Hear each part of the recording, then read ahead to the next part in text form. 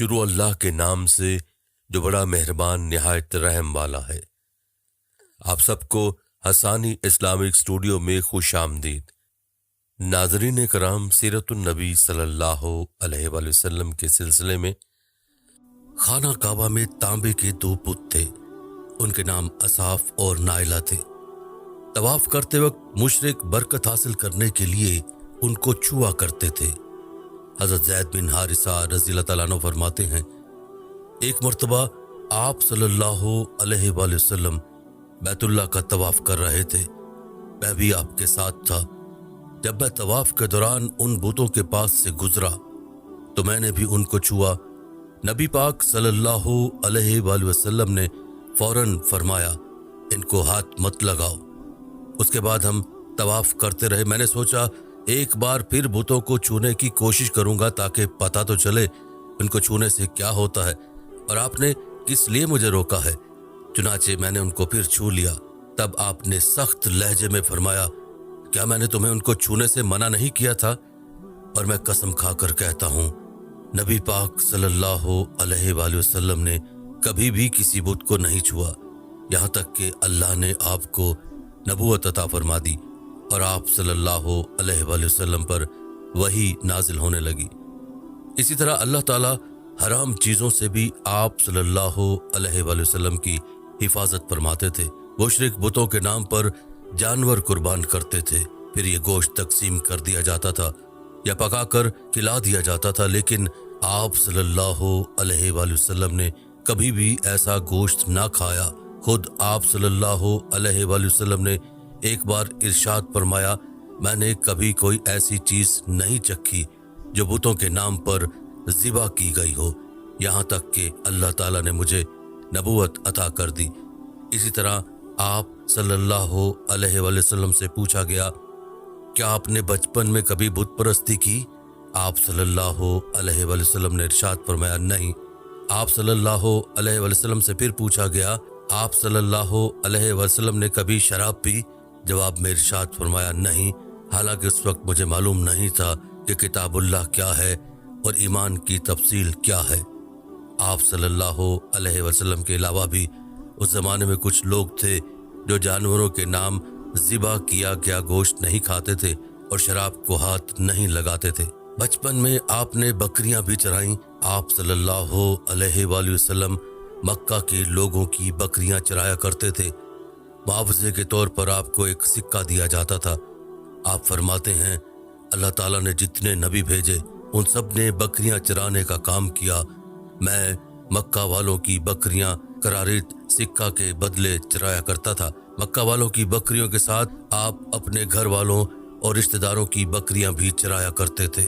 پیغمبروں نے بکریاں کیوں چرائیں، اس کی وضاحت یوں بیان کی جاتی ہے، اس کام میں اللہ تعالیٰ کی زبردست حکمت ہے۔ بکری کمزور جانور ہے، لہٰذا جو شخص بکریاں چراتا ہے اس میں قدرتی طور پر نرمی، محبت اور انکساری کا جذبہ پیدا ہو جاتا ہے۔ ہر کام اور پیشے کی کچھ خصوصیات ہوتی ہیں، مثلاً قصاب کے دل میں سختی ہوتی ہے، لوہار جفا کش ہوتا ہے، مالی نازک طبع ہوتا ہے۔ اب جو شخص بکریاں چراتا رہا، جب وہ مخلوق کی تربیت کا کام شروع کرے گا تو اس کی طبیعت میں سے گرمی اور سختی نکل چکی ہوتی ہے۔ مخلوق کی تربیت کے لیے وہ بہت نرم مزاج ہو چکا ہوتا ہے اور تبلیغ کے کام میں نرم مزاجی کی بہت ضرورت ہوتی ہے۔ عربوں میں ایک شخص بدر بن معشر غفاری تھا۔ یہ عکاظ کے میلے میں بیٹھا کرتا تھا، لوگوں کے سامنے اپنی بہادری کے قصے سنایا کرتا تھا، اپنی لڑائیاں بیان کرتا تھا۔ ایک دن اس نے پیر پھیلا کر اور گردن اکڑا کر کہا، میں عربوں میں سب سے زیادہ عزت دار ہوں، اور اگر کوئی خیال کرتا ہے کہ وہ زیادہ عزت والا ہے تو تلوار کے زور پر یہ بات ثابت کر دکھائے۔ اس کے بڑے بول سن کر ایک شخص کو غصہ آ گیا۔ وہ اچانک اس پر جھپٹا اور اس کے گھٹنے پر تلوار دے ماری۔ اس کا گھٹنا کٹ گیا۔ یہ بھی کہا جاتا ہے کہ گھٹنا صرف زخمی ہوا تھا۔ اس پر دونوں کے قبیلے آپس میں لڑ پڑے، ان میں جنگ شروع ہو گئی۔ اس لڑائی کو فجار کی پہلی لڑائی کہا جاتا ہے۔ اس وقت آپ صلی اللہ علیہ وآلہ وسلم کی عمر 10 سال تھی۔ فجار کی ایک اور لڑائی بنو عامر کی ایک عورت کی وجہ سے ہوئی۔ اس میں بنو عامر بنو کنانا سے لڑے، کیونکہ کنانا کے ایک نوجوان نے اس قبیلے کی کسی عورت کو چھیڑا تھا۔ فجار کی تیسری لڑائی بھی بنو عامر اور بنو کنانہ کے درمیان ہوئی۔ یہ لڑائی قرض کی ادائیگی کے سلسلے میں ہوئی۔ فجار کی ان تینوں لڑائیوں میں نبی صلی اللہ علیہ وآلہ وسلم نے کوئی حصہ نہیں لیا، البتہ فجار کی چوتھی لڑائی میں آپ نے شرکت فرمائی تھی۔ عربوں کے ہاں 4 مہینے ایسے تھے کہ ان میں کسی کا خون بہانا جائز نہیں تھا۔ یہ مہینہ ذی القعدہ، ذی الحج، محرم اور رجب تھے۔ یہ لڑائیاں چونکہ حرمت کے ان مہینوں میں ہوئی، اس لیے ان کا نام فجار کی لڑائیاں رکھا گیا۔ فجار کے معنی گناہ، یعنی یہ لڑائیاں ان کا گناہ تھا۔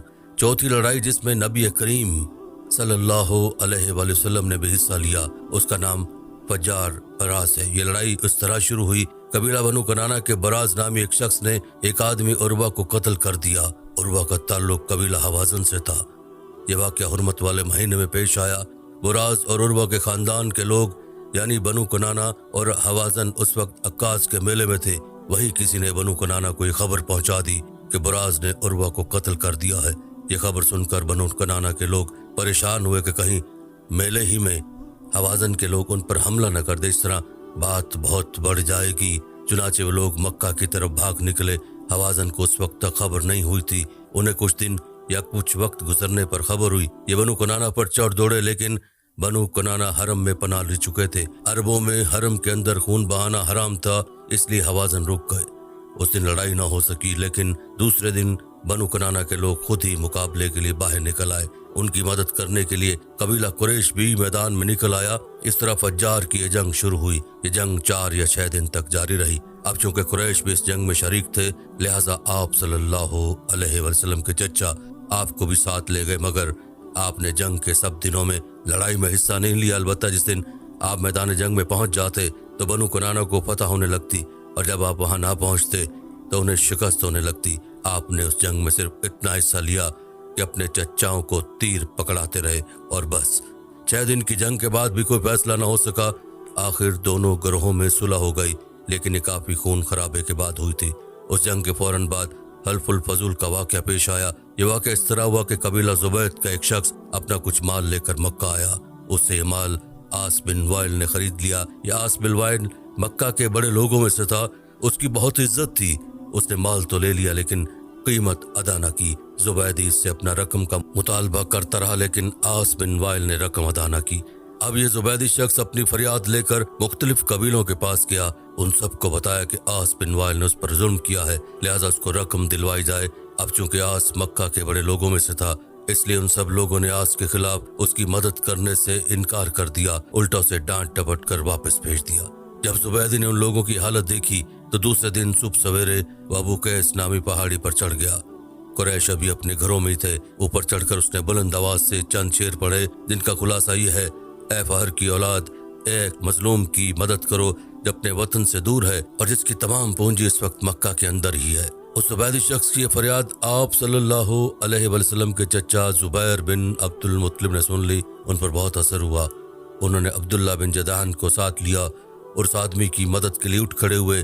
پھر ان کے ساتھ بنو ہاشم، بنو زہرہ اور بنو اسد کے لوگ بھی شامل ہو گئے۔ یہ سب عبداللہ بن جدعان کے گھر جمع ہوئے، جہاں ان سب کو کھانا کھلایا گیا۔ اس کے بعد ان سب سے خدا کے نام پر حلف لیا گیا۔ حلف کے الفاظ یہ تھے: ہم ہمیشہ مظلوم کا ساتھ دیتے رہیں گے اور اس کا حق اسے دلاتے رہیں گے۔ اس حلف کا نام حلف الفضول رکھا گیا۔ اس عہد اور حلف کے موقع پر اللہ کے رسول صلی اللہ علیہ وسلم بھی قریش کے ساتھ موجود تھے۔